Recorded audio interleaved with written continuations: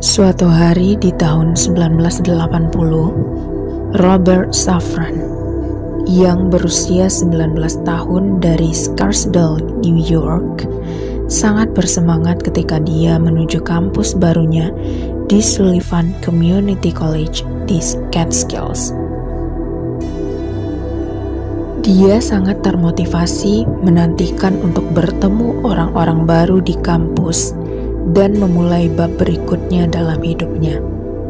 Cakrawala yang cerah pada hari itu membentang sejarah masa depannya. Namun setibanya di kampus, dia terkejut ketika semua orang menyapanya dan bertindak seolah-olah mereka mengenalnya.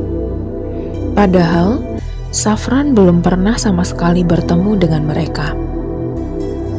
Safran disambut seperti orang yang baru kembali setelah pergi beberapa lama. Tetapi tentunya dia menyangkal mengenai siapapun dari mereka, apalagi pernah pergi dan kembali ke sekolah tersebut. Kemudian ada seorang mahasiswa bernama Michael Domnis yang menceritakan bahwa ada seorang pemuda bernama Edward Gallen yang telah keluar dari Sullivan di tahun sebelumnya, dan dia bersumpah bahwa Safran dan Gallen tampak seperti kembar. Safran memutuskan untuk menganggap ini sebagai kasus doppelgangers, dan dari sini akan terungkap kisah aneh tentang sinkronitas dan eksperimen rahasia pemerintah tentang hubungan antar kembar dua dan bahkan kembar tiga.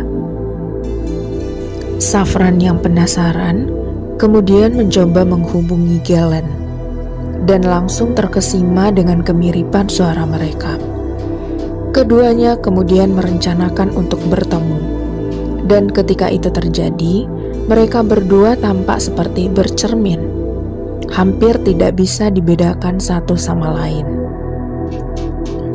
Setelah ditelusuri, mereka berdua ternyata diadopsi, dan segera diketahui bahwa mereka memang anak kembar yang sudah berpisah sejak kecil. Kisah sedih tentang si kembar yang terpisah dan dipersatukan kembali ini akan dengan cepat menjadi berita besar, tetapi kasus ini tidak sesederhana itu. Di tempat lain, ada seorang pemuda yang menonton segmen dua saudara kembar ini dan langsung mengenali mereka karena dia juga memiliki wajah yang sama, yang ternyata juga diadopsi. David Gelman, seorang mahasiswa di Queens College, merasa bahwa sesuatu yang benar-benar aneh sedang terjadi dan memutuskan untuk pergi ke Sullivan melihat apa yang bisa dia temukan. Ketika mereka bertiga akhirnya bertemu, mereka semua berdiri dalam lingkaran dan menatap wajah masing-masing. Dan ternyata mereka memang kembar tiga. Jadi apa yang sedang terjadi di sini? Untuk mengetahuinya kita harus mundur sedikit ke masa lalu. Pada 12 Juli 1961, sepasang bayi kembar tiga lahir dari seorang ibu remaja di rumah sakit Hillside di Glen Oaks, New York. Sang ibu tidak bisa merawat mereka dan menyerahkan mereka ke agen adopsi Manhattan Louis Wise Service yang sekarang sudah tidak beroperasi. Setelah itu mereka menarik perhatian sebuah organisasi bernama National Institute of Mental Health. Lembaga tersebut sedang mengerjakan eksperimen perkembangan anak untuk menguji gagasan tentang nature versus nurture, atau alam versus pengasuhan, dan telah memutuskan salah satu caranya adalah dengan memisahkan anak kembar dua dan kembar tiga sejak lahir, kemudian mengirim mereka ke panti asuhan yang terpisah untuk melihat seberapa miripnya mereka nantinya.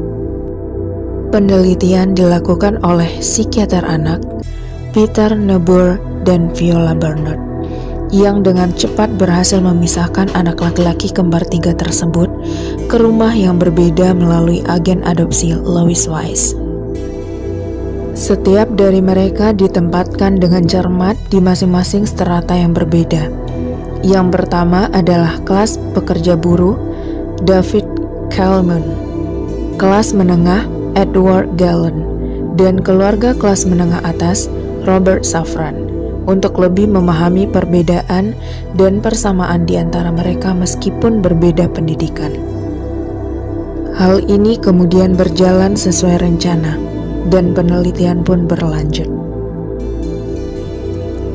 Selama bertahun-tahun, kehidupan dan perilaku mereka dipantau dan dilacak oleh para peneliti, dengan anak-anak dan orang tua angkat mereka yang ternyata juga sama sekali tidak menyadari bahwa mereka memiliki dua saudara kandung identik lainnya di luar sana.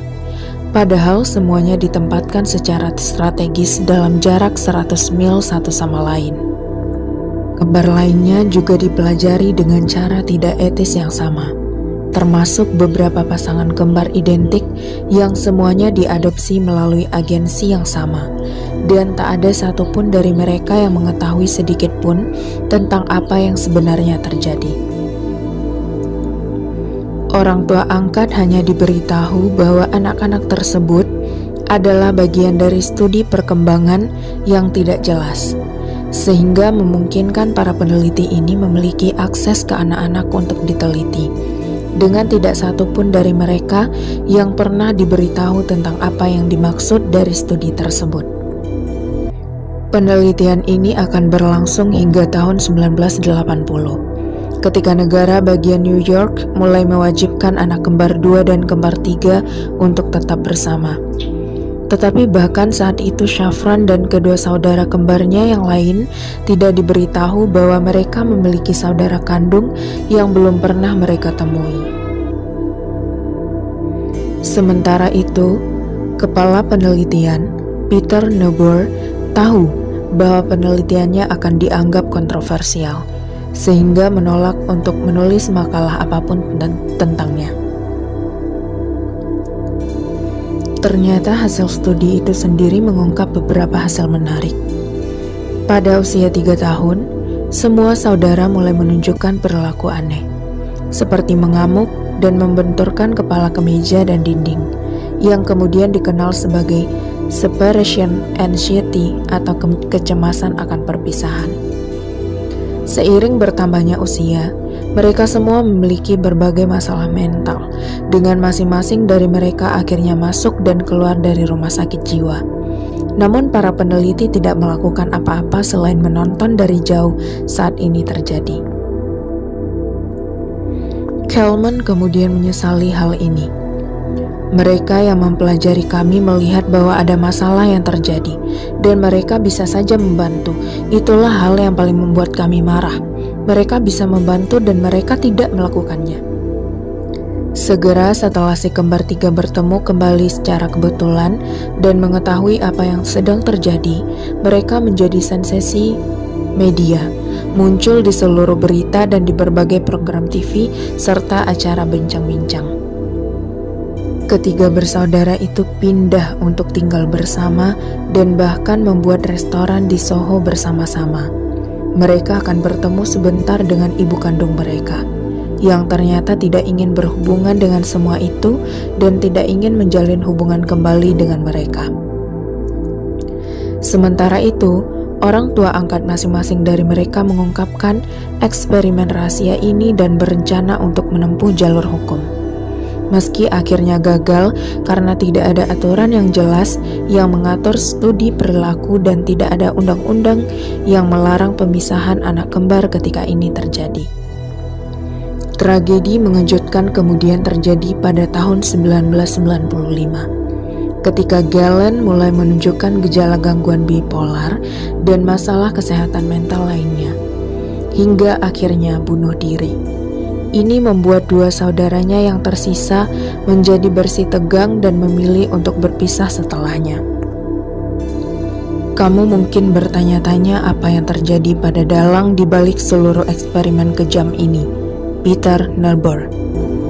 Pada akhirnya, dia tidak akan pernah mempublikasikan temuannya atau menunjukkan penyesalan atas apa yang telah dia lakukan. Penelitian yang pernah dilakukannya diserahkan ke Yale dan dikunci untuk hanya dibuka pada tahun 2065 dan selalu menolak untuk membahasnya sama sekali setelah itu.